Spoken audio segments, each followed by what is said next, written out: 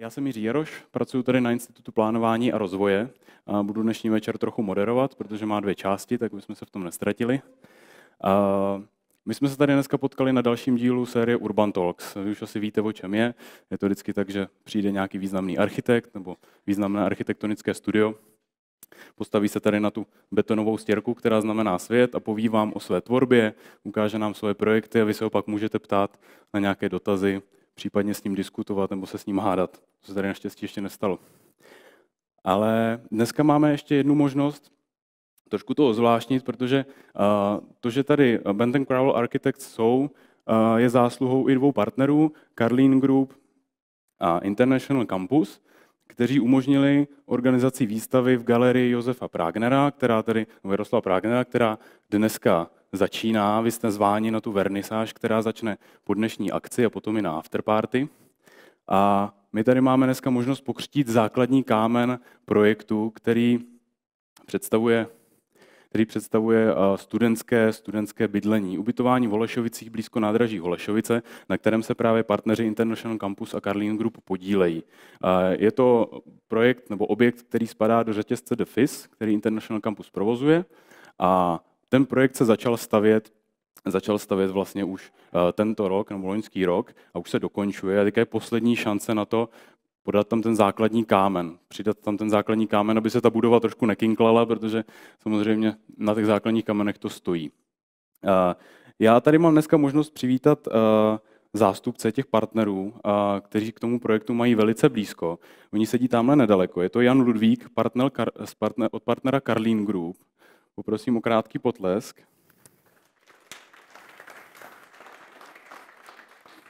Pak dobře známý Pavel Hnilička, to je architekt projektu. To je náš častý host, jak jsem slyšel. A pak tady máme Ondřeje Plcha z Raiffeisenbank.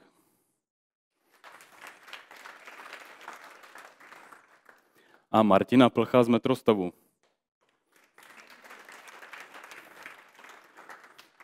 Jsem se dozvěděl, pánové nejsou bratři, jak se patří. A aby jsme se o tom projektu, o kterém tady dneska se zmiňuju, o který budeme křtít, dozvěděli víc, tak se teďka podíváme na krátké video. Hello to everyone in camp. I'm standing on the construction site and I'm holding the cornerstone for this groundbreaking ceremony. Hello to everyone in camp. I'm standing on the construction site and I'm holding the cornerstone for this groundbreaking ceremony. Here, where I'm standing, will be a student residence with 539 rooms for 667 people. This residence, located near the Nádraží Holešovice metro station, will be the nucleus of a modern city district in the now neglected part of Prague. The building will have 8 floors with a total living area of over 16,500 square meters. The project envisions a restaurant that will be an integral part of a street-level garden open to the students as well as the public. Furthermore, there will be a party room, a large sky bar terrace, a summer barbecue area, and an underground car park with 71 cars. Students will be provided with study rooms, a cinema, a music studio, a large multifunctional meeting room, and 3 larger kitchens equipped for communal cooking. Laundry services will also be available. The first students will move in at the start of the 2020-2021 academic year. So, Serge, I've got the cornerstone here. You have the cornerstone? Let's send it to the camp. But not myself, I have a serious problem. That's it. I can't move from out of here. So, how can we send it to them? That's a good question, Robert. By the way, do you have a drone? Yes, I have. You have a drone. Fantastic.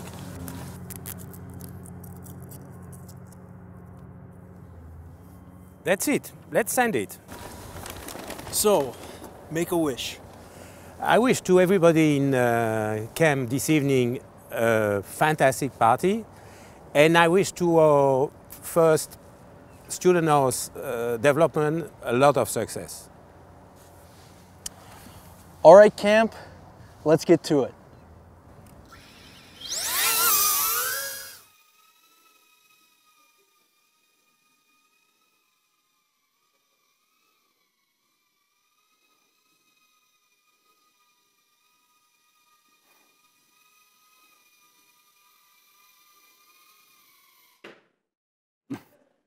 to jsem nečekal.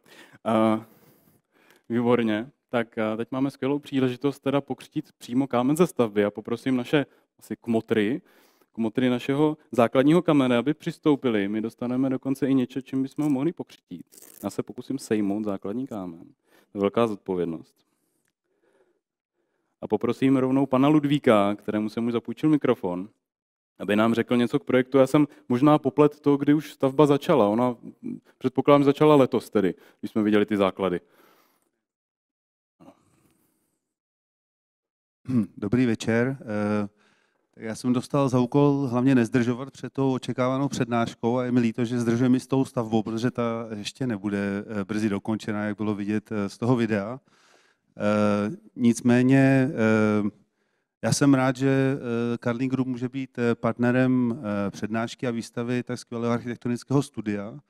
A myslím si, že to je trošku symbolické, že zrovna tady můžeme oznámit zahájení výstavby našeho Student House projektu, protože je to vlastně jeden z prvních projektů v rámci území, které bude zanedlouho procházet velkou transformací a bude se tam řešit spoustu důležitých úkolů a problémů spojených i s veřejnými prostory a s veřejnou dopravou. A myslím si, že pro účely takové transformace budou zkušenosti ateliéru, jako je Benthem Crouwel, jednoznačně potřeba, takže doufám, že se třeba tady nevidíme i naposled. A dále je symbolické, že naším partnerem je IC Campus, která provozuje v Německu, Holandsku, Rakousku a dalších zemích právě značku studentského ubytování The Fizz, což znamená v překladu šumět, takže si myslím, že se hodí ten základní kámen pokřít něčím šumivým. No, díky tomu kamenu to nevyšumí, ten nápad, to je jasný. Tak máte pravdu, ta oblast prochází zajímavým vývojem a čekají zásadní rozvoj, takže jsem rád, že zrovna takovýhle projekt tam je. Prosím, já pánům nabídnu skleničky a přidržím jim kámen. Prosím. Tak si nabídněte, ať vás nepoleju takhle. Prosím. Tak. A já vás nechám slavnostně přiťuknout se základním kamenem.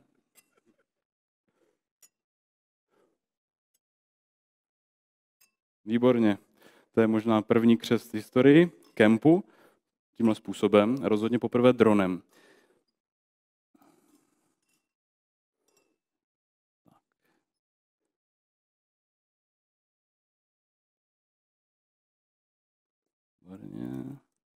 Drží.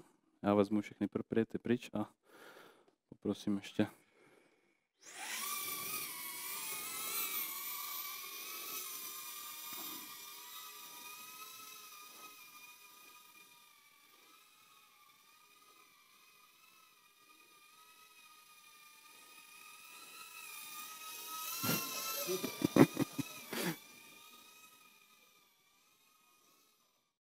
Tak.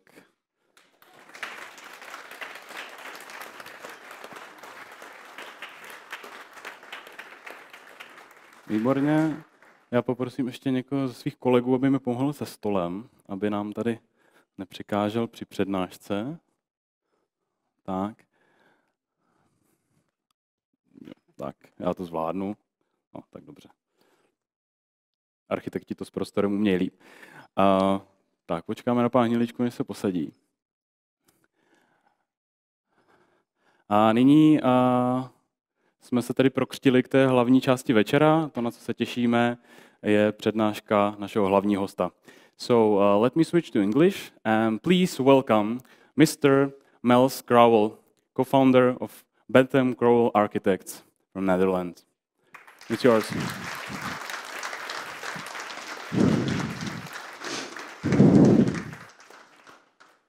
Good evening. Thank you all for coming tonight. I met some of you already yesterday evening. I was asked to prepare a talk that would be mainly about infrastructure, but I am happy to show you in the beginning of the talk also other work and how we started. My Czech is not very good, but I understood metro and I understood campus, and there is a metro and there is a campus in the presentation, so there's a lot of connections, I think. We are a studio in Amsterdam. We are 40 years this year. I started the studio with Jan Benthem in 1979. And we are in an old industrial site of a not very beautiful building that has to be renovated or torn down to build something new and bigger, which is a kind of thing that's happening here all the time also. This is a montage photo, so I'm on it at least 3 times, but I will not ask you to search. But it shows the pleasure that we have in our work, I hope. And we are not specialized in one thing, so we are not specialized in infrastructure. We do all kinds of projects, we do architecture, and we try to solve difficult problems, and we try to find solutions for the future, sometimes with old buildings that already exist, sometimes new. But the more difficult the jobs get, the nicer we think it is. And that's why we started with a very simple building. In 1980, 81, there was a competition in the Netherlands, in a new town outside of Amsterdam, and you could win a piece of ground for 5 years. So you had to remove your building after 5 years. Then we asked ourselves, what is wisdom? What is sustainable? What is reuse? What is modularity? What is prefabrication? And what is weight?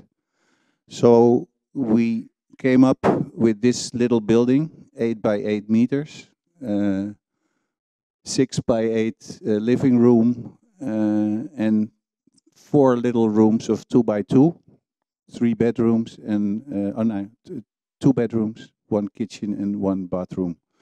We thought that was all you need for a family with 1 child. My partner Jan Benthem lived in the house for a long time, because if you design something for 5 years, it can last longer.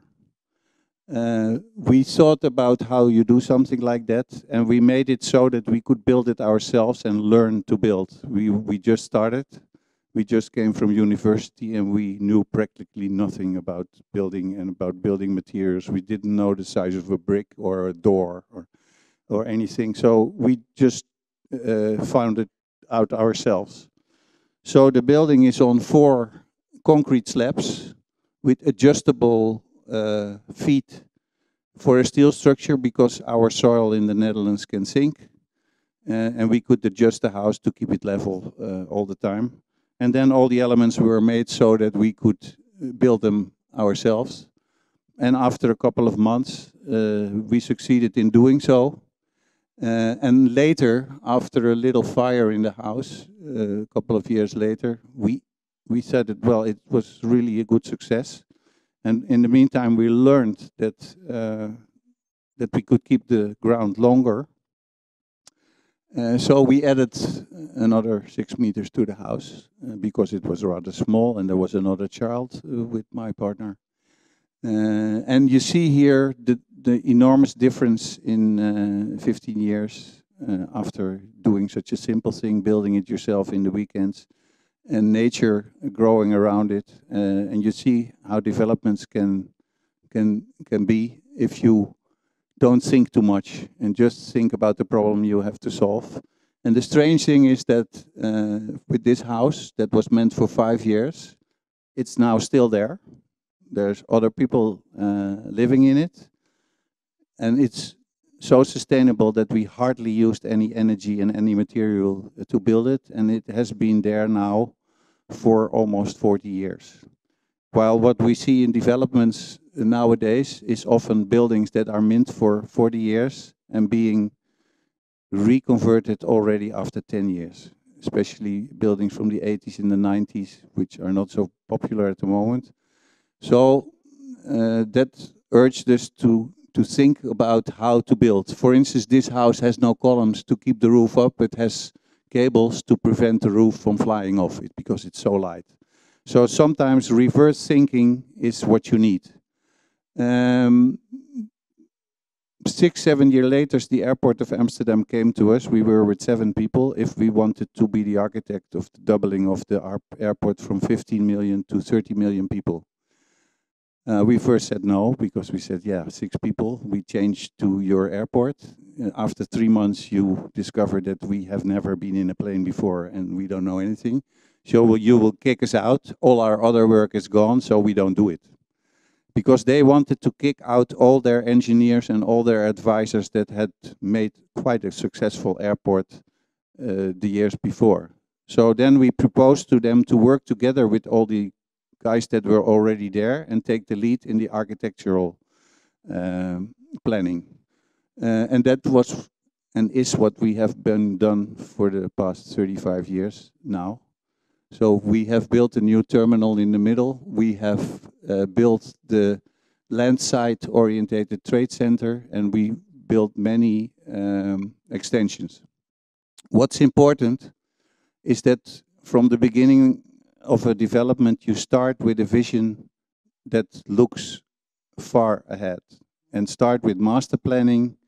And once you have a kind of master plan, you stick to it. I had some very interesting talks today. And I heard also yesterday that sometimes the problem is in Prague that you don't start with a good idea for the future that everyone agrees to, because that's quite difficult here, I understood.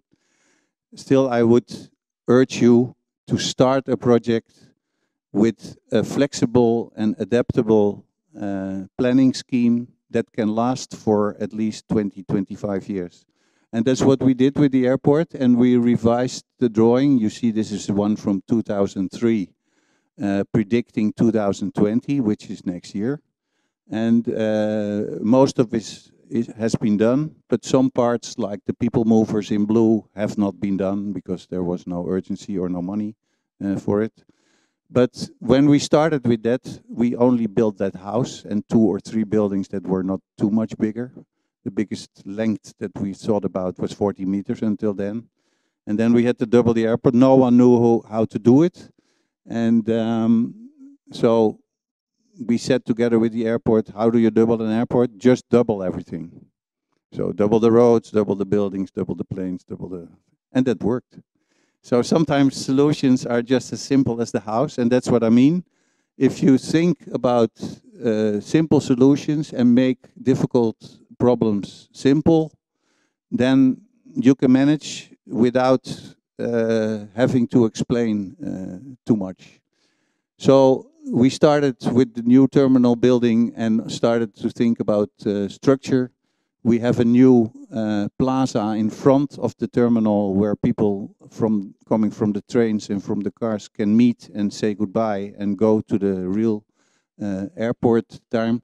This building, the directions you see in the steel structure all came from the location and were a kind of answer to also here understand the space that you're in.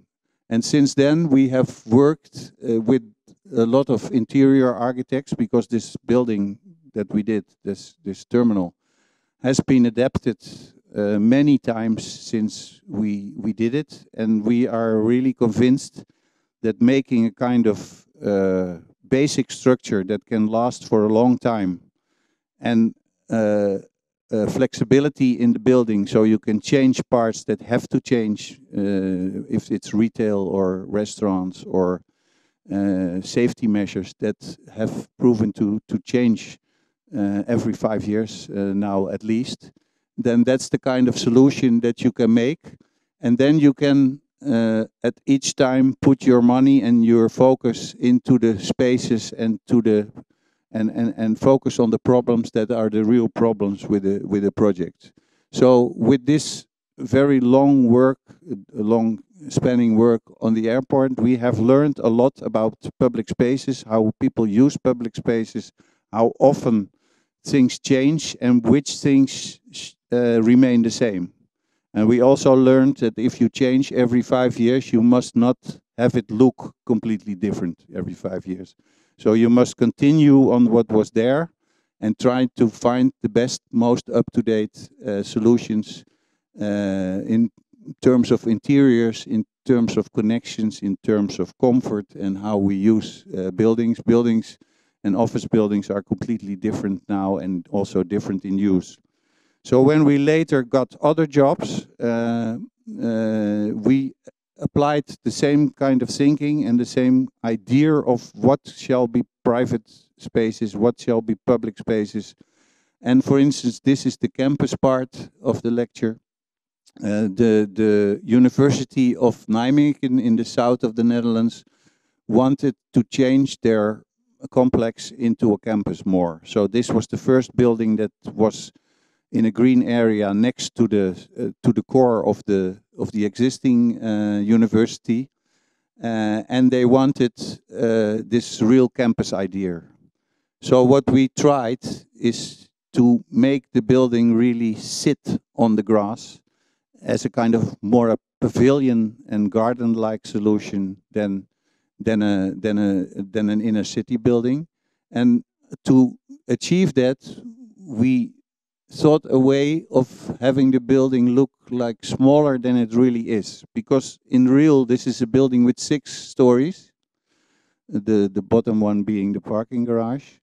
It's 6 stories, but when you go back to the first, you think it's 3.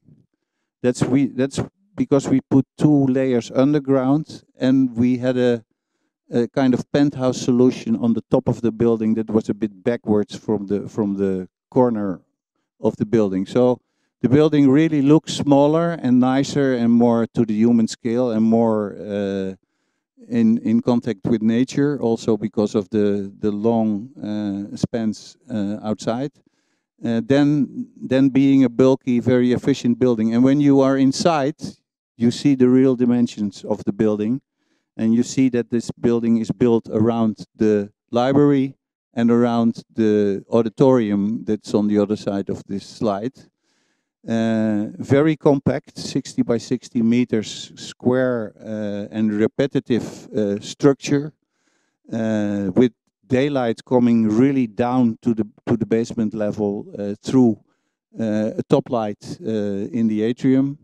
Not too much sun by shading it through solar cells that collect energy but also protect from the sun. Nice and comfortable spaces for the students to do their study work. And energy efficient solutions on the outside. These overhanging floors are 2.80 meters outside the building. They prevent the direct sunlight from coming into the offices, and they reflect on the top the light to the ceiling of the offices, so you'll have to use less artificial lighting.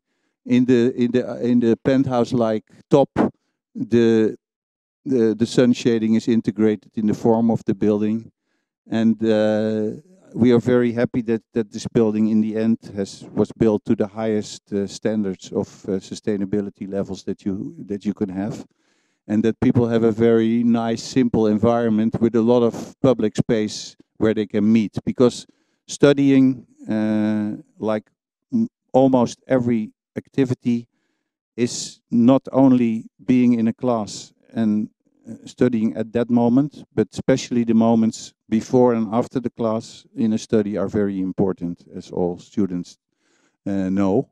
Another university building for a dental faculty in Amsterdam has more or less the same approach, that we have a very central public space in the heart of the building, where you can orientate yourself very easily. You can find all the facilities of the building very easily by a very simple and intelligent structure that moves you from floor to floor. There is a lot of, you cannot read this all, but there is a lot of research in the top of the building, so you don't need too many people there.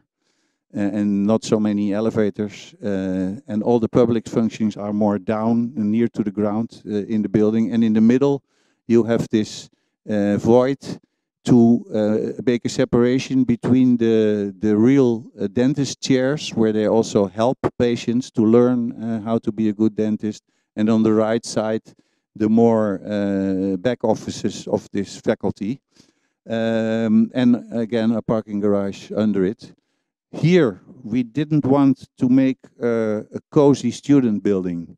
Here, we wanted students to be aware that they should be very hygienic, good dentists when they're finished. So, in our approach for the interior, we used materials that were very hygienic, very slick, and that even remind you of the roundings of your teeth and your the rest of your what's in your mouth. So that's the kind of solution to make it easy understandable for people. So people that go to the dentist are often very afraid to do that. And by opening up the building inside and opening up the floors where you would go to, you get a kind of idea, I'm not the only one. So that was our basic idea in making not small separated rooms where the dentist would meet you after going to corridors and doing it, but you have a very open space, so you can breathe before you go in.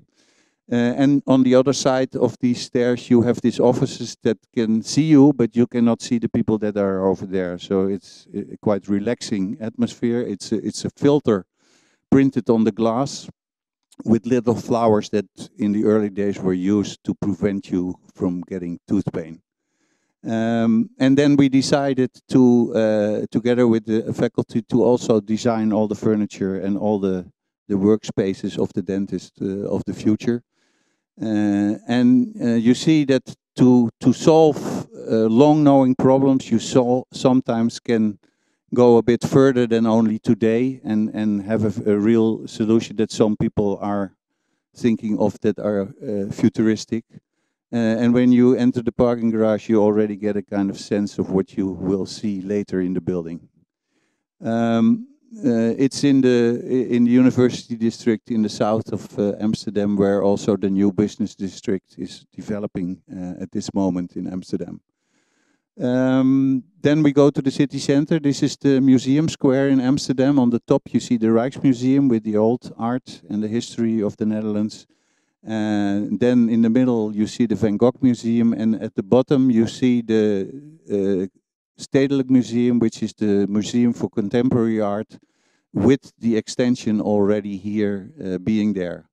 The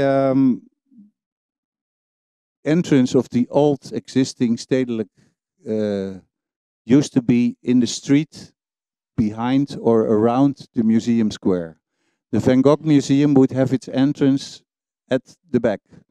The Rijksmuseum would have its entrance on the city side and somewhere on the side.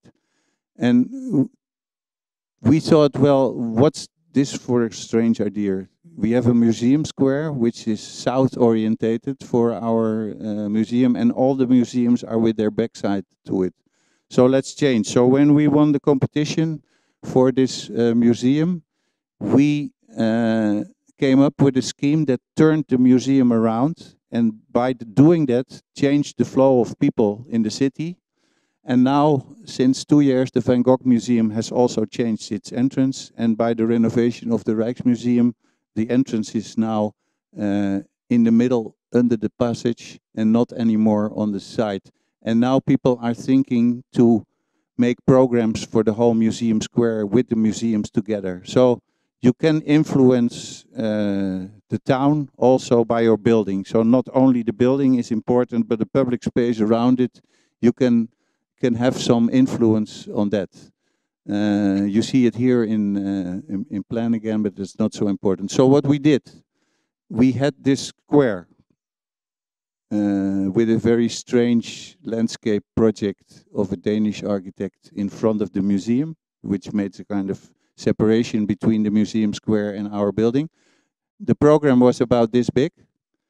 So what we decided was not to do this and have a major problem here and have a strange interaction through this with the museum square. We partly placed the program underground. We raised the rest of the program, so we would have a circulation on the top floor of the old museum and something over there. We made the section of the building a continuation of the old building, because you can recognize an old museum always by the glass roof lights that you see on top of the museum. That's where you can see that it's a museum. We did the same with the top lights for the exhibition halls. We kept the line of the roof on one level, and we made this new open public space. So we got extra space on the side of the museum square instead of occupying the space by the new building. And the second advantage was that the old facade of the old building, as it was built in 1890, was still on the square as it was meant before. So the old building would be really complete again, and the new building, which partly is an entrance for the whole museum now, shows that it's the new entrance and shows that it's the public side of the building, and there's much more connection with the building. We tried to come up with a circulation system that it would be a new whole museum, a bigger museum, instead of an old museum with a pavilion in the garden. Our experience with old and new is that people will always choose one side. So people always, and most of people always like the old part better, and some people will like the new part. If you have a museum and that's split into two parts, then you will always have discussions with the artists, with the curators, with the public. That should have been there, that should have been, I want to be there, I want to be there. So what we did, we made a kind of hybrid solution. You can really see on the outside in which time that part is built. So the old part is more than 100 years old, and the new part is not so old. And by having this new way of treating the building, inside and outside, we hope that it gets clearer what happened. So when you're inside, you don't notice that there's a new part, because all the detailing of the spaces in the old building and the new building and the materials that we used are the same in the old and the new building. So the floors, the walls, and the detailing of the junctions and the doors are the same in both times when you're inside. And when you're inside, you are there for the art and just for the exhibitions. And so we wanted to make a big museum that was very multifunctional and could be changed easily. The routes could be changed. It was a symmetrical building always, so it's quite easy was it to flip it around, to change the entrance solution from there to there. And by combining all the public facilities that you need for an entrance of a museum, a restaurant, a ticketing, bookshop, coach, and logistics system, combining that all in a small strip that was more or less a continuation of the outside square. You have here the public side of the building, and once you're inside, you're not disturbed by anything anymore, and you can see the art in its full glory. So the system that we did is a continuation and enlargement of the old building. You can see how daylight is used in the same manner as it functioned very well the first 100 years. The extension is partly underground and has no windows, because there are enough windows in the old building, and a lot of exhibitions don't need daylight anymore. So the old paintings and the old statues need daylight, but new installations like video, like here, you can do it in the box. And the box has enormous dimensions of 55 by 22 meters without no columns. So you have something new that the museum can use in a new way. So these were the artist impression, and this is the real building. We made a kind of separation between the new and the old, so the daylight really covers the old facade still, and you can really see what's old and what's new when you're in that public zone. We made a kind of answer to to the old famous stairs in the building. And this is going from the bottom floor to the first, and our one goes from the first to down in the basement. That's too long to walk. And if you take an elevator in a museum, then you really go out of your museum experience, you go into an elevator and you go to another part of the building. When you have a stair or an escalator, as we used here, you can stay in the mood of the exhibition. You can also have exhibitions in the tube. And this is a kind of modern answer to the old stairs in the old building. The old building was completely restored in the way it was built originally. And the new building has this connection between +1 and -1.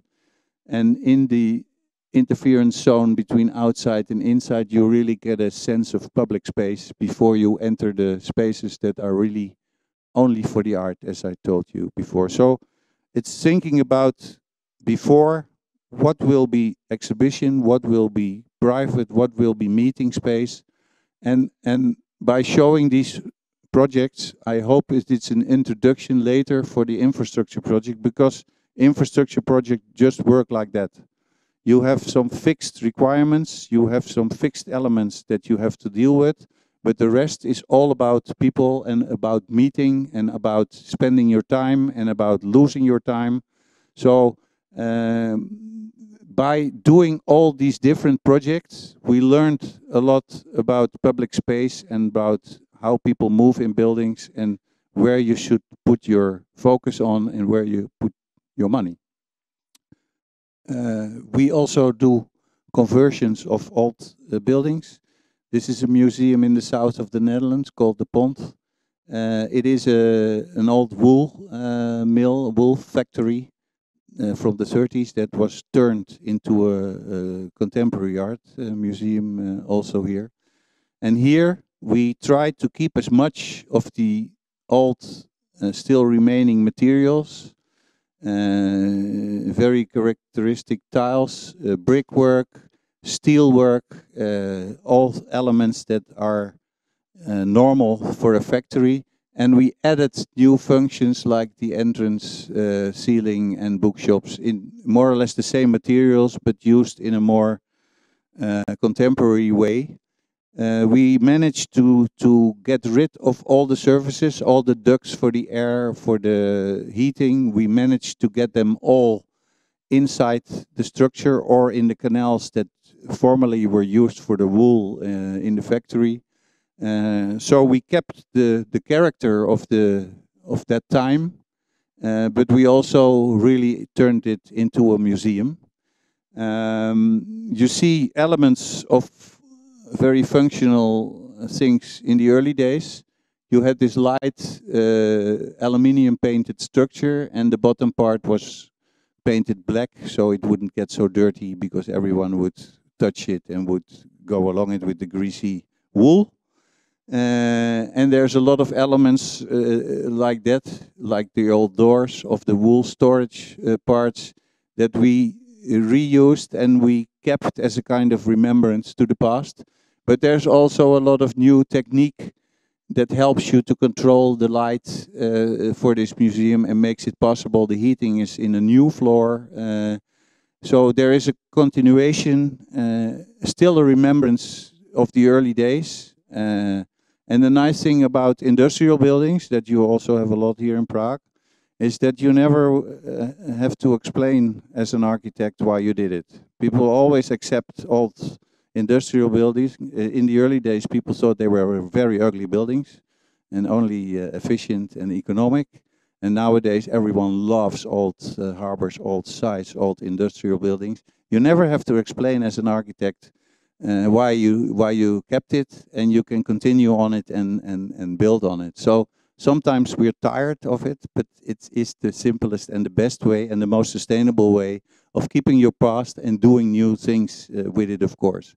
There's always problems with the capacity of the steel structure. You cannot add too much weight, so you cannot insulate these buildings the way you want them if you don't have smart solutions. And We have worked for more than 25 years for this institution and made 2 or 3 extensions in that time, and this is one of the latest new restaurants that we added, and we all did it in a way that you always can see the old factory and that the atmosphere stays the same, and that light and daylight always plays a very important role.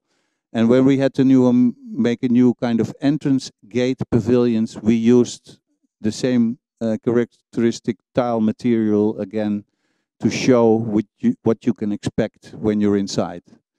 So now I'll switch to the infra part.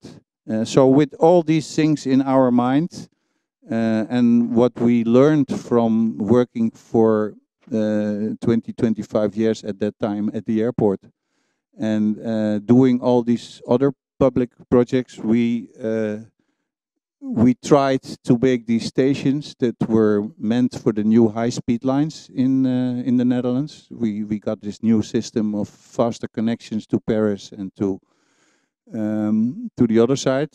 Germany is still a problem, but Britain and Paris, we have these high-speed lines. And the Dutch government made a program for these 6 new stations to stimulate that there would be a very good integration of this new form of faster transport and how to connect it with people getting to the station. So people with cars, people with trams, people with buses, people on bikes, and nowadays people on electric steps. So this plan was done to make the stations future-proof, and there was put extra money by the government in seeing that the integration with the surroundings was better than before. Anyhow, the work of stations used to be mostly engineering work. In the early days, like the rest of infrastructure, big engineering firms would and still in a lot of places do infrastructure work. And people think that architects are for houses and for making things nice and expensive. Well, that's not the case. Architects can think of problems, can solve problems together with the engineers. And we were very lucky after our work at the airport, and people liked it, that we got a chance to work on 4 of those stations in the Netherlands. The engineering firms were not very happy in the beginning, but since now we really work together. We hope to contribute in the way of thinking about these buildings, because these buildings are not only for transfers from A to B, but since public transport is used much more than before, because we have seen all together that cars are not the solution for the future, because it takes too much space, it takes too long, there is problems with parking, there is problems with the climate. People now use these buildings much more, so why not make them into pleasant and comfortable spaces? When you are forced to live outside a city because you cannot afford or there's no space to be in the center, all of us, and you have to commute all time, and you know that cars are not anymore the solution, then why not have perfect public transport that is almost as comfortable as your own car? So that's the main idea. And in the end, it's not a question of money. Putting the attention and the focus in the right spots of such a complex does not cost more money than not doing it. If you have a contractor who uses as much concrete and steel as he can on a very efficient, cheap economic structure, I dare to say that if you have an architect in your team, you will be, in the end, will be cheaper. And if the architect thinks of the maintenance for the 25 years that come, you get much better solutions than just your expensive project. These infrastructure projects are expensive anyway. So why not do them with a lot of care? And why not have them work for people? And why not make them into pleasant spaces? So with this station in Rotterdam, we tried to accomplish a couple of things. Rotterdam was bombed during the Second World War, so the center of the city is hard to find. It's a modern part of the city. It's not logical, so it's on the left side of the picture. And by using the shape of the entrance hall of the station in a way that it guides you towards the city center, because when you would walk out of the city and you would go straight on, you will not come into the city. By using the space as a kind of directional element here, we guide people into the right direction, and we make a big difference between the front side of the building, the city side, and the quiet neighborhood side on the back side, as I call it now, of the station. In the requirements was only track coverings per platform, because people thought it was too expensive to make one big roof, and we proved with simple engineering solutions of cheap roof techniques that we could make a glass roof over all of the tracks, so the comfort level for the travelers would be much higher than before. Then as a kind of gesture to the past, we reused the old clock and we reused the old characters of Central Station, because people were quite mad at us that we would break down the old existing station, which was rather okay, but much too small to accommodate all the people. So we used some elements of the past to have the same idea of going to the station, but then the rest, of course, we changed. And we tried to make as much public space in the entrance hall as possible, that partly would show you where you had to go, but partly can accommodate other functions. So there's a lot of activities you can do, and nowadays sometimes in a Sunday there's a concert in the station, there is events, because it is an integral part of the city now, by making it a bit bigger than we used to would. And when you enter, on the other way around, you come up with the stairs from the metro, or you come into the station, you can immediately see where the tracks are. So with all these projects, we try to make them so simple that you always can orientate yourself or by what you see, or by the light, or by the structure. And it all helps you to understand the building. These buildings are big, and if you are in a lot of infrastructural buildings and stations, you go after the wayfinding, and then at the end you end up with your train or so. We try to make these buildings a kind of meeting place where you can see where you go and what you have to do. And for instance, here you see the result of the very simple structure. It's cheap, very cheap laminated wood structure combined with main beams in the direction of the tracks.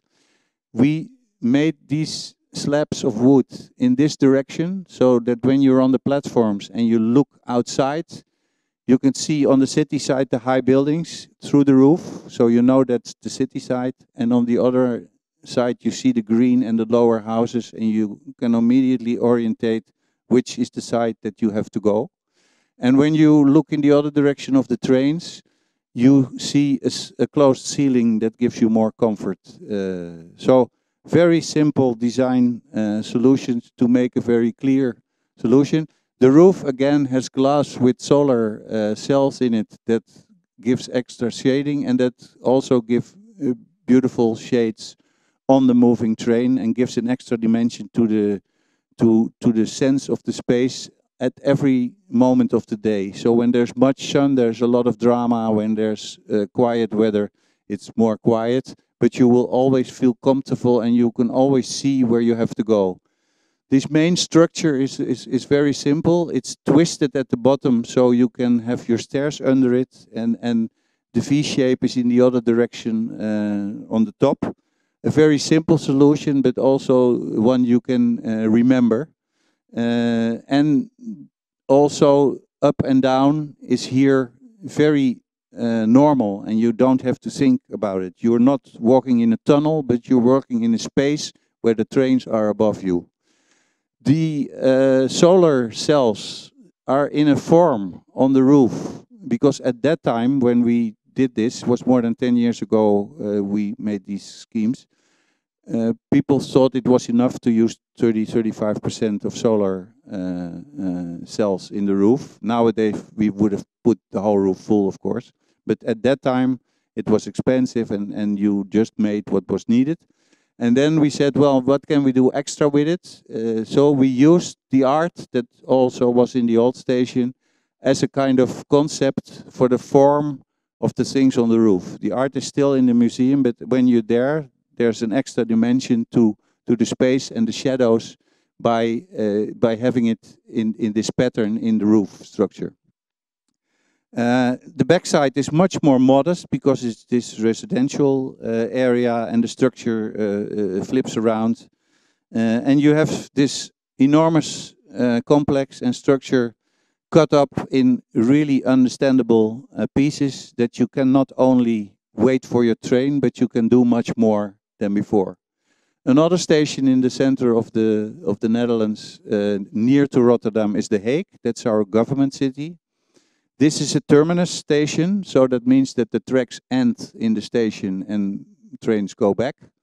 And around this station are all our government buildings, mostly high-rises. So what we try to achieve here is also, again, an open plaza with, again, a glass roof, so also the height is important, and you can orientate yourself where you are and which direction you have to go. Make all the modalities like the trams and the buses over here and the trains and the pedestrians and the cyclists that go down. Organize them in a way that you can always see where you have to go immediately if you arrive or when you come from the train. And then we found also here a solution for the roof that's a bit different. In the early days, this is a vision for the future. These buildings are not all there around the station, but in the future there will be densification, and like in Prague here, we will build over the train tracks, and we will make much better use of the space. This used to be a station with one entrance in the front, because the tracks end here, and one on the side. And now it's a station with 4 entries, and that's why we made this diagonal structure of the roof to show that there's not one main direction, but there is this 4-sided direction, and it's not as stiff as a square, simple quadrant solution. So we made it diagonal. We made steel posts to make the structure as slender as possible. And we made free the space under the glass roof as much as possible. So you basically see the trams and the trains, and the rest doesn't bother you, and you know immediately where you have to go. These squares in the middle can open up like flowers. So when it's hot in the summer under this roof, it opens up, and when there's a fire, it also will do. So you see that there is simple design solutions that in the end come to efficient structures that will stay good, and it opens up a very flexible space that you can change in time, and by using the right materials.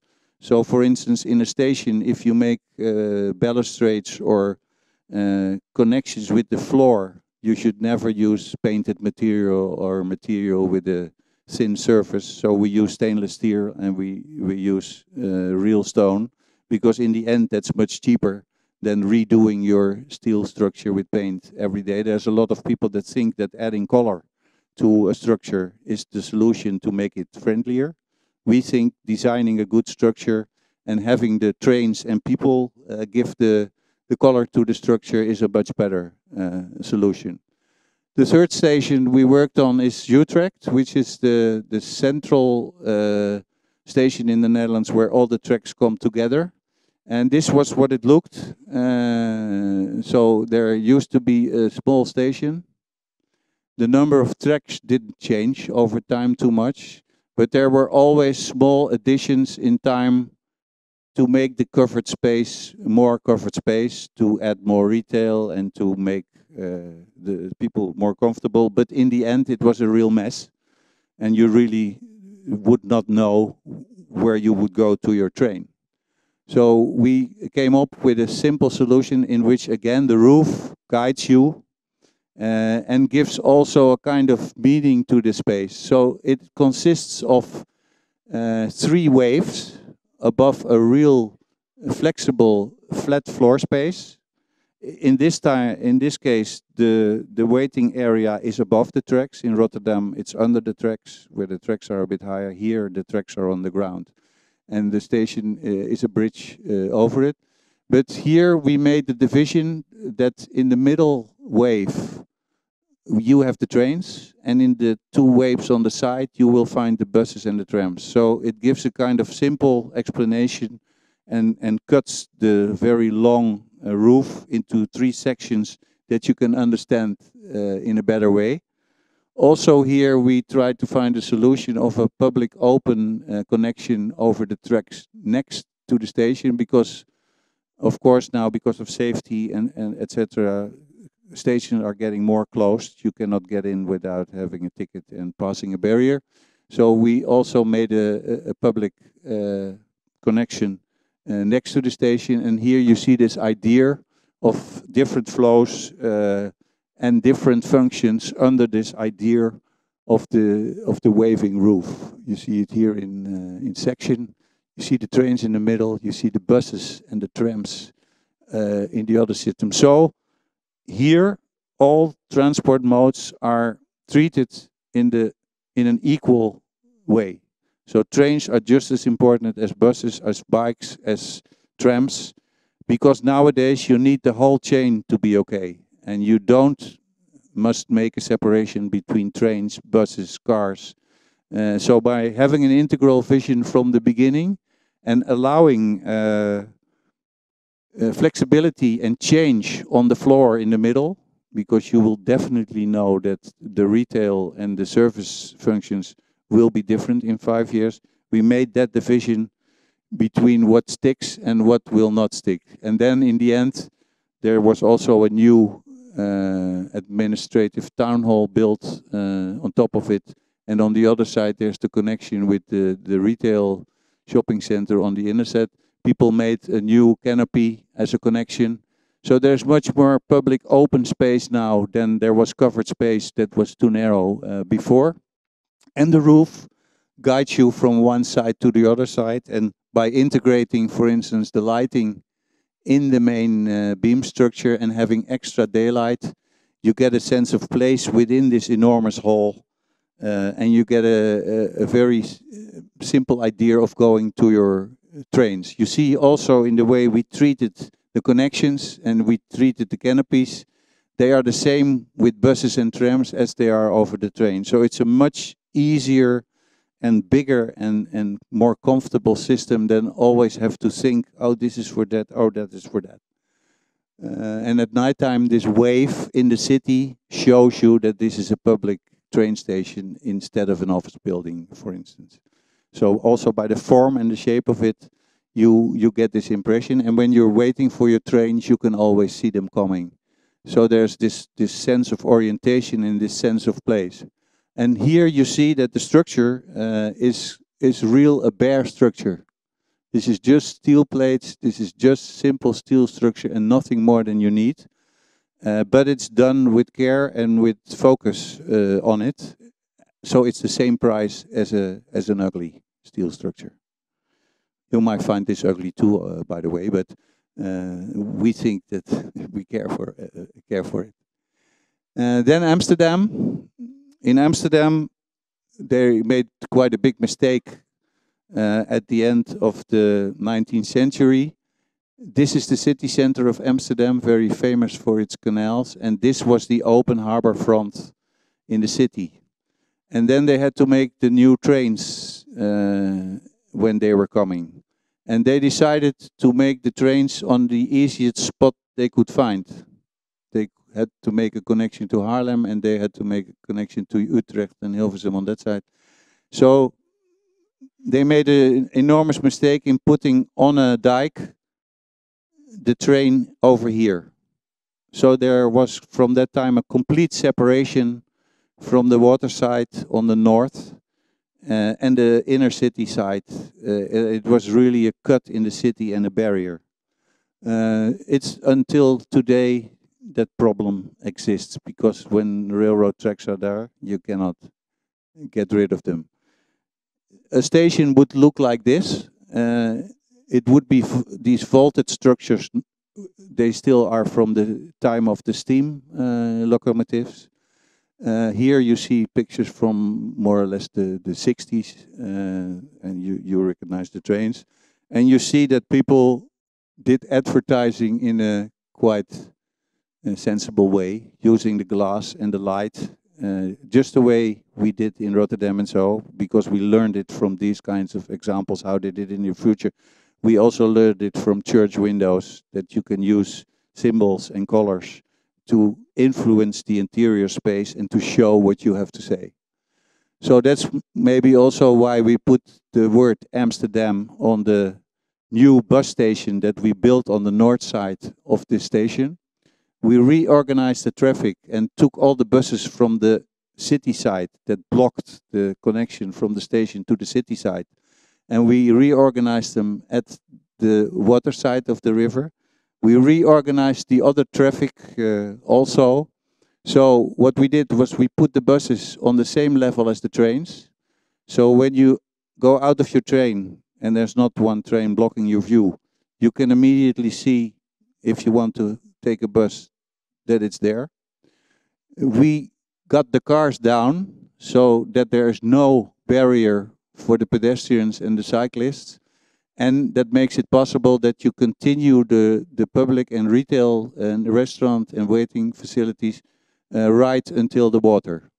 We made the vault so a bit more flat than the old ones, because the function is to serve more space here, and it also can take the boats going to the other side, have them enter under the same systems. So we tried to design away all the barriers and try to create nice public space. In the meantime, we also built the new subway line under the station while everything was in operation. So this whole part was added, this part was added, and this part was changed in the past 10-15 years without disturbing the whole 24-hour operation of the station. And we also learned that you will not want to be in a construction site 20 years or 10 years or 15 years. So you have to pay attention to the temporary situation, and in your logistic of building,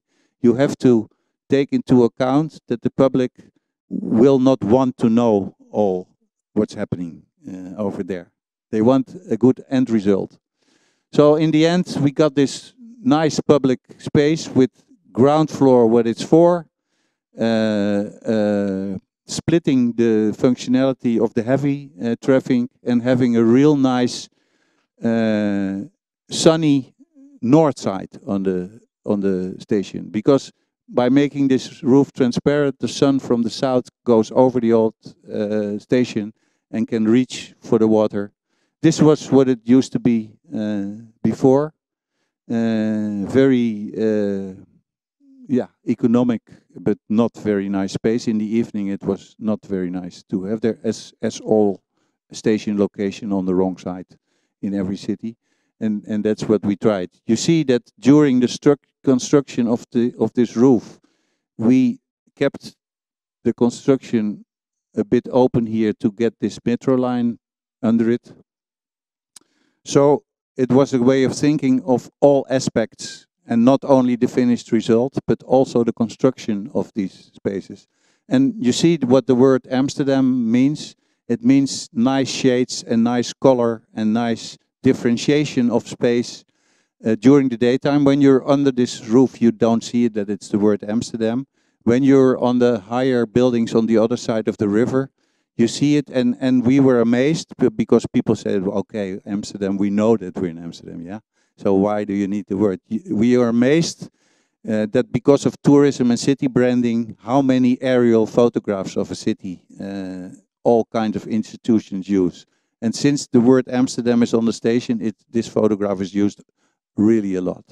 And it does a lot for the city branding. We all saw, after doing this very small house and doing these big projects later, we love to still make small solutions also big. So these are the little waiting rooms for the bus drivers, and we just paid as much attention to them as to the other structures. So maybe this is one of the nicest buildings within the station complex. And this is another one, a vertical one.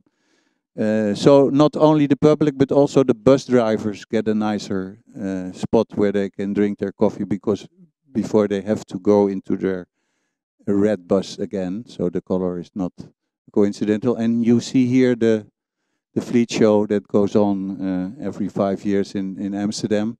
And then we try to make the connections to the underground world as transparent, as open, and with as much daylight as possible. So again, you can orientate yourself and you can shorten the distance of travel in your mind going from up to down. Making pleasant spaces, more and more green is coming into these spaces also nowadays. And they are a full integral part of the city. So these transport hubs are not efficient, simple technical engineering buildings. They are places where you meet, where you wait, where you can buy your things. So why not make them into nice? So in the meantime, we made new shopping spaces, and you have some very interesting meetings between new ceilings, old restored ceilings, and small scale shopping and bigger scale shopping, all done in a way that you hopefully will understand it. And the things that are a positive effect of this is by getting rid of the bus system in the front side, we can also get rid of this whole infrastructure that was put in later. And that was mainly used by the buses and all their storage space to wait. So now we are working on the second phase, and the old harbor front of the station will be open again. All the barriers that used to be here and there are designed away, put on the right side, on the other side, and pedestrians can go into the city and also use the new metro line that we built in the meantime under it, and that's more or less the last project that I want to show you. We were given the assignment not to tear down any building in the city and not to change the city level of the city. So we were not allowed to build entrance houses or canopies for the metro line. Just simple halls, like you have a lot of streets in New York where you also have this small stair where you go down and then you come into the system. We did more or less the same. We made 7 stations, 2 above the ground, 1 under the central station, as you just saw, and then 4 more stations ending now here on the south in a station that we didn't do, combined with the train station, and that goes to Schiphol Airport. And of course, this line will be extended to the airport soon. So this used to be the city before anything. So in the beginning of last century, this was the city, what it looked like in the 60s and the 70s. You all recognize this. You have the same car thing in Prague as in Amsterdam. You have the same old buildings that do not combine very nice with this car traffic. We had another metro line in Amsterdam that was a disaster because a lot of buildings of the past were torn down. So everyone demonstrated that nothing could be damaged for this new line, and everything had to continue during construction, and that's what we did. We just made the stations as simple boxes built in situ, and the tunnels in between the stations were underground tunneling in the mud and the water, construction completely underground and not in an open construction site. Only the stations are, and they are done in a way that people could pass them and had an opportunity to see what construction was like. So this is the tunnel in between it. And here you see the end result where the street level is the same you have modest but very generous big spaces going down to the platforms. This is the central station hall, and this is the platform level. You see that we had to keep up the space in front of the station, so that's why these quite exuberant constructions had to be there to keep the pavement on top intact, so everybody could walk there. There are, because of these restrictions, there's one station in a very narrow street, so there was no space to get the two tubes aligned next to each other. Of the trains going north and south, so we put them on top of each other, and you get this very interesting configuration of half escalators and long escalators, and that leads to a very interesting layout of this station that is a kind of destination at itself. You can understand it, but it's also an extra destination, like the long escalator in the museum. It's one spot that makes your journey, hey, what's happening here? Different from the other stations. And in the end, we were lucky to get the opportunity to replace two buildings because there was not enough space to make the entrances to this station. So on two corners, on different corners in the city, we were allowed to replace the houses and shops that were there. And we did. So you get this very interesting section and interior that on the -1 level, you can walk dry from one entrance to the other. And then you can go to the north or the south side. It's very easy choice. And one is above the other. And here is the way that we solved these houses. We just took the block of houses and shops and we lifted them one floor. So there was space for the entrance of the metro. This is a render of one of the stations, and this is one almost finished. So you see that the type of building is more or less coming from the old buildings, the same kind of stone, and you have this public access to the metro all of a sudden. And here you see some sections of before and after in the old city. Because we have to be under the level of the wooden poles that all our houses are foundationed on, and we are in water and the mud, sometimes the track is very low. We use this diamond-shaped forms to get as much daylight down, and we use the space on top of the tracks for instance, parking and storage space and other functions. So we, instead of using everything on top of the roads and tracks, here we use everything under the roads. And try to make as much square meters or many square meters as you can use. And the system is very strange. You go as by itself from the street level to the platform level. You can immediately see the platform level when you enter the station, so no long corridors. You don't have to think. You can go down, and there's artworks that have something to do with the spot of the station. So this is a singer who died and who lived for 35 years in this neighborhood. And this artwork is a kind of map of transport of all the journeys he made from his house to Amsterdam to Paris. And it's explained here and it builds up. So it's a sequence of about 15 minutes. It's a blank screen, and at the end, it's our famous singer, Ramses Shaffi. There are also, like the one I saw, you saw the old pictures of the history before, where they found a lot of archaeological material because this was one of the rivers in the early days.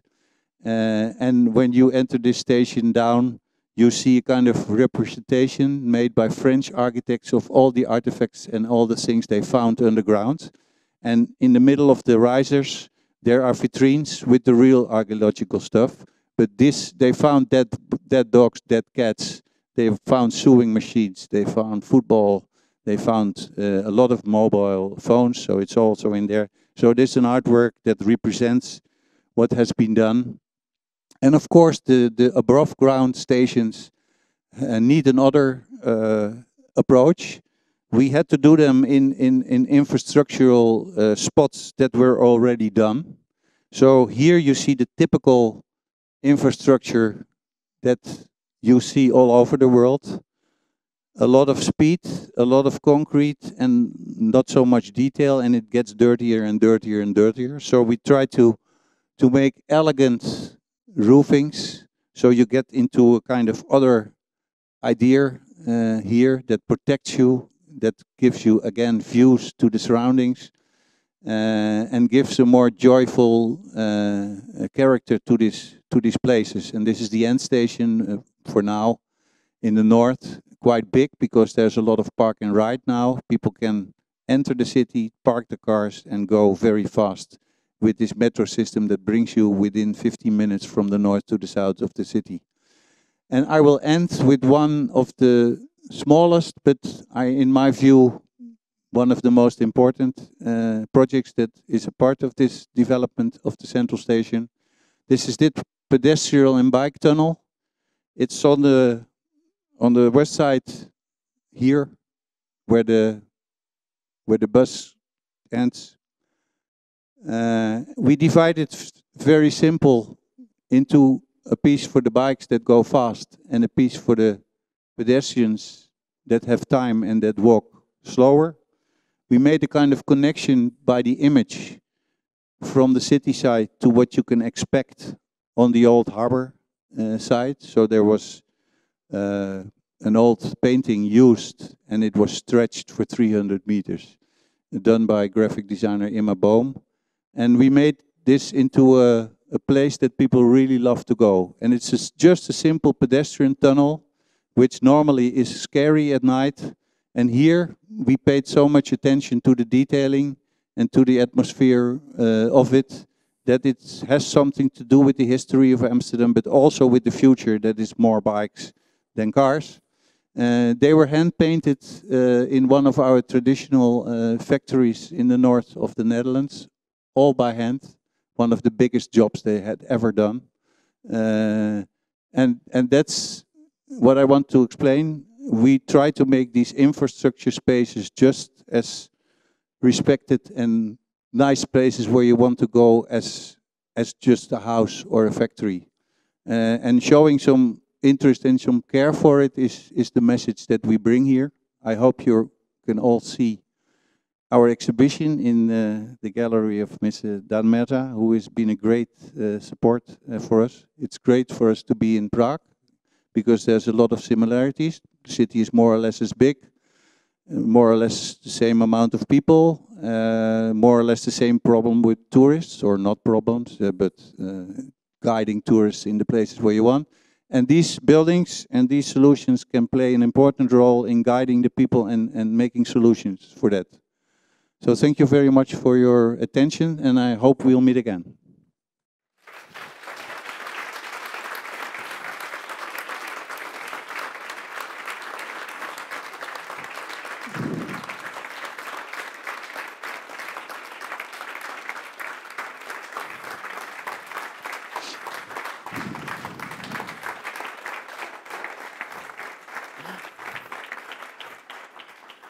Great presentation, thank you very much. I can see you have a lot of funds here. Amazing ovation. It was a bit long, I'm sorry. It's an amazing ovation. You've told that you see some similarities between Amsterdam and Prague. It's only about the tourism, or? Not only about tourism, it's about having a city center with a lot of value from history, UNESCO qualities, and also for the people that still live here, very important symbolic function, but also the gold of your city. So also the amount of old buildings and new buildings is maybe a bit comparable. You have some more relics and opportunities that are still there from the past. In Amsterdam, almost everything now is done. But in terms of how to use the city in an innovative new way, getting more people be able to use the city center, I think the problems are quite similar. and also in the way we think about new developments and how we will use them, and that they should be much more flexible than what we did before, because we know that in 5 years we will sit here in a different way. Mm-hmm. So thinking of the future that you cannot predict is one aspect, and the other way is continuation of the past. And I think there's a lot of similarities between these two cities, and there's a lot of differences. Great. Do we have any questions? Yeah, I have my gear, so great. Hello. My question is regarding the beginning of the work on the stations, because you said that usually it's considered engineering work, and you said that it's also important to work with the engineers as architects. How did you open the cooperation? How did you persuade the client that this is a good solution? Well, it went the other way around. The client was, I don't know why, so generous to invite us to get into the process. And then we said, well, we cannot do this alone. We are not engineers, so we have an idea about structure, and in our designs, but we had not built anything at that time. We did this little house and 2 other things. But the way of thinking and also of the structure of that house made some people think, hey, well, they made a choice between continuing with the old advisors, or invite Norman Foster or Renzo Piano or Zaha Hadid, not at that time, but someone of the, that you know what you get. Or take a young office that could work with them. And then, so first we said no, and then we said, if we can work with the guys who know what to do, we might be able to improve it. So it was an enormous chance for us. We were with 7 people, we have never been in a plane, so it's a miracle. But yeah, we just started and we did it then. And then by doing it, we learned a lot. But I don't mean to say that engineers are doing a lousy job. I mean that the way of thinking about which projects are done by who is not the most logical as it has always been. In the early days, we found the engineering solution of the roofs and of the Eiffel Tower. We found them beautiful because the solutions were efficient structures, and that had a lot to do with nature. So they look beautiful. Nowadays, it's cheaper to do it with a lot of material that's straight and simple, that doesn't have the same attention as the old engineers did it. So it's much better to work with the best engineers together, to have an idea where you go, and then together make for every part of the building the best solution to execute it. So, but we were lucky to get in, and they were angry that they got out of some parts of the business. But now, at all these spots, it's really, so the Rotterdam station was really done together with a big engineering firm called Arcadis with us.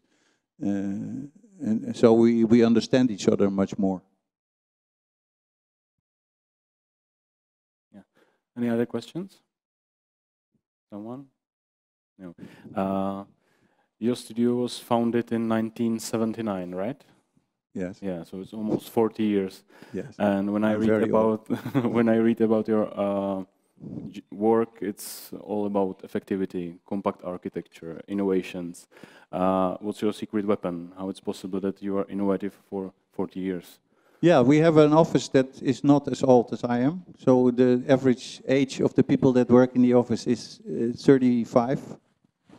We have now, since a year, 7 partners. We handed over the company to 5 younger partners. We are still there to guide the transfer process, but we have real young partners, and that has always been the case. Young people that work in our office has always immediately had the chance to show what they could do. So they were involved in these big projects from the moment they stepped into the office, because if you guide them well, then you can transfer your experience, but they can give you the new directions and the new ideas. So working together in teams with people with experience and people that are very good in understanding the time, has always kept the office quite young. So we are in a competition now, right now here for Penta here for housing, not infrastructure.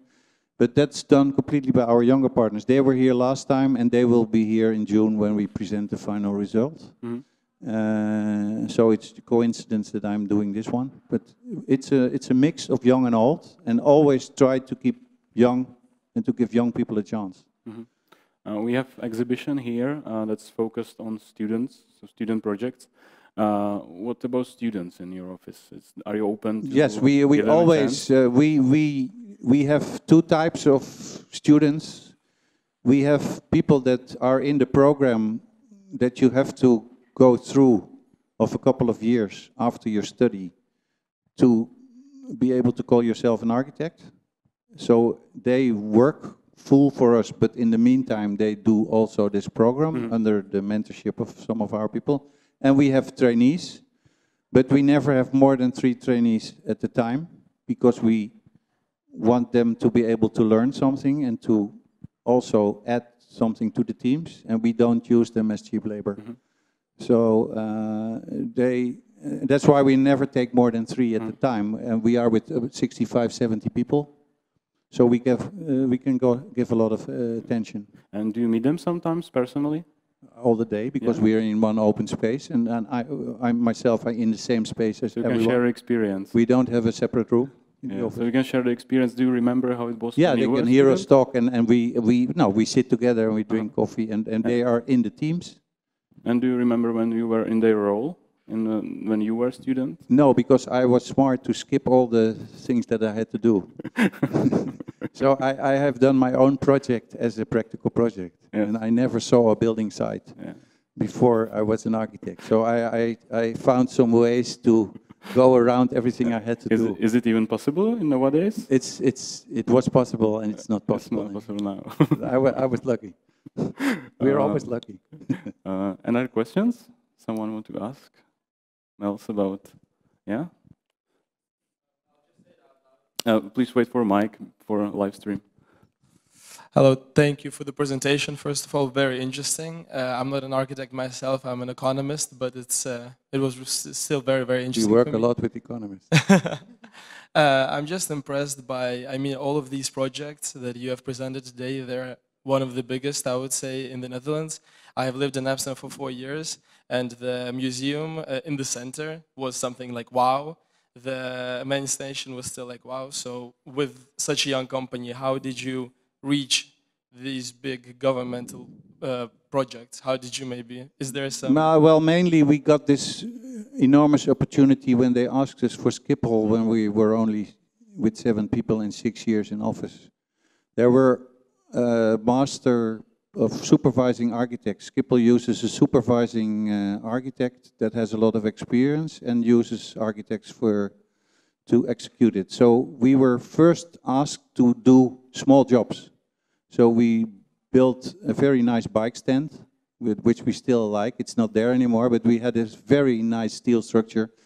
We did garbage rooms, we did toilets, and we did stairs. And we did about 20 to 30 all over the airport, because the supervising architect thought, well, normally this is done by the organization within the airport that does the maintenance. And they always take a catalog and take the simplest solution. So we did bus stands, we did bike stands, and they liked it. And then there came an opportunity to do a bus station that they needed in half a year. And we said, well, we are very good in this very simple prefab things. And it was on the platform, and we did it. It was quite a big thing, 1,500 square meters, where people could wait for buses on the platform side, and it was finished in 6 months. And then came the question, who shall we? And we worked there for about 4 years at the airport, and then we said, well, first we said no, and then we said, well, why not? And then, and if you do a thing like an airport, then the train people think you know a lot about it. So we had enormous luck, and on the other hand, we worked very hard and had a great team. And still, it's always teamwork. You cannot do those projects as one architect. The whole idea of an architect being an artist and doing it all is nonsense. You always work for your client with a lot of people. I've seen, of course, in my time, that first you could make a building with 8 people from all the parties, and now you have about 40. They all have to be paid, they all are in the way, but you have to solve it. And by doing that step by step and getting bigger and bigger, you get used to it and you sleep well. Yeah, definitely, definitely. And it's still interesting to see that you pay attention to the small things, like the terminals for the bus drivers. Yes, we started with small buildings. Yeah. And never go back. Thank you very much. Thank you very much for your question. Right. Another question? Yeah, in the second row. Hello. Here. Oh, sorry. Hello. I want to ask you if you get some chance to think about the infrastructure in Prague. What do you think about infrastructure in Prague? And the detailed question is, what do you think about if you could have chance about to think about it, about using bicycles in Prague? Because I think in Prague it's a hilly terrain. It's a little bit different than it's in Amsterdam, and I think here is some battle between cars and people using bikes, and I don't know why. I can't understand it. I think that there is a possibility to somehow use electric bikes. And it's I think there is some development in it. Some companies are coming here with it, but I don't think that it's somehow supported by government and by city municipalities. So if you got chance to think about it, what do you think about infrastructure in Prague? I think they will, no problem. In 5 years they will think different about it. Since I heard that it started to progress here. I think your system has quite some similarities with Amsterdam also, because you still have trams, a lot of trams, and that means that you have a fine maze system, and that's very easy to use. So you can really choose whether you want to walk a bit longer or take the bus or the trams. So that's all for the city center. I was here 15, 20 years ago for the last time, and now 1.5 days here, so don't ask me how it works. But you see immediately some things that are the same. In Amsterdam we're flat, so we use bikes. Here you also have the disadvantage of a lot of old pavement, which is great, because that's your history. But that pavement has always been a problem for transport. Even in the early days when they were done, you had the wooden wheels with the steel. It was a disaster because everything would broke. And it's very good that you kept it, but you should find different solutions for your transport. And I think the nice thing is keeping it and not have your inner city completely destroyed by car infrastructure and highways through it, is that you can skip one phase that a lot of cities did.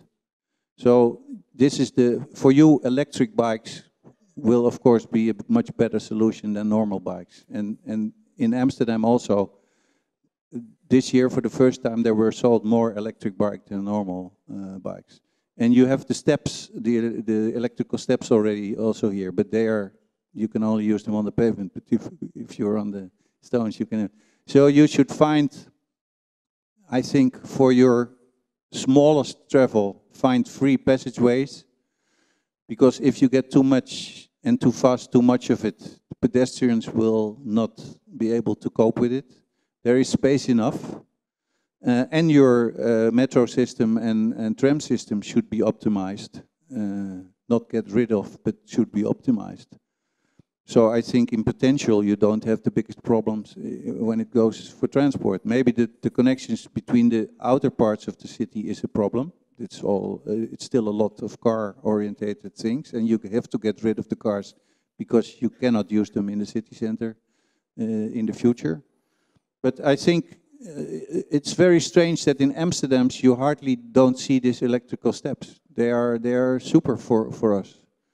I was in Mexico and you see them all over the place, and here you start to get them now also. So it's a different pace, but in a basis, your system, you have a walkable city. This city is not so big, so you should not search for problems if they are not there.